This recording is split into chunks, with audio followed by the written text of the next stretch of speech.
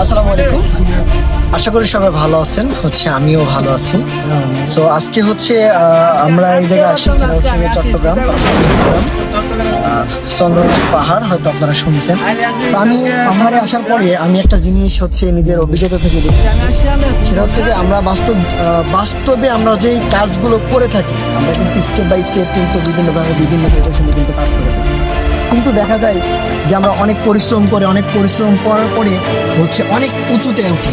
আমরা ধারাবাহিকভাবে একটা কাজ করার পরে কিন্তু একটা উঁচুতে একটা জায়গাতে কিন্তু উঠি, কিন্তু আমরা আমাদের কোনো কাজের গ্যাপের কারণে দেখা যাচ্ছে যে আমরা একটু যদি গ্যাপ দিই, দেখা যাচ্ছে যে আমরা প্রায় 1500-1700 ফুট মেবি উপরে উঠছি। আমরা যদি একটু ভুল করি, আমাদের কিন্তু আবার সময় লাগবে না নিচে নামতে। সো আমি একটা জিনিস বোঝাইতে চাচ্ছি, সেটা হচ্ছে আমরা কাজের ক্ষেত্রে আমাদের কাজটা হচ্ছে রাবার ব্যান্ডের মতো। সো যত টানবো তত লম্বা হবে, যখনই সাইডে দেবো তখনই ততটুকু হয়ে যাবে।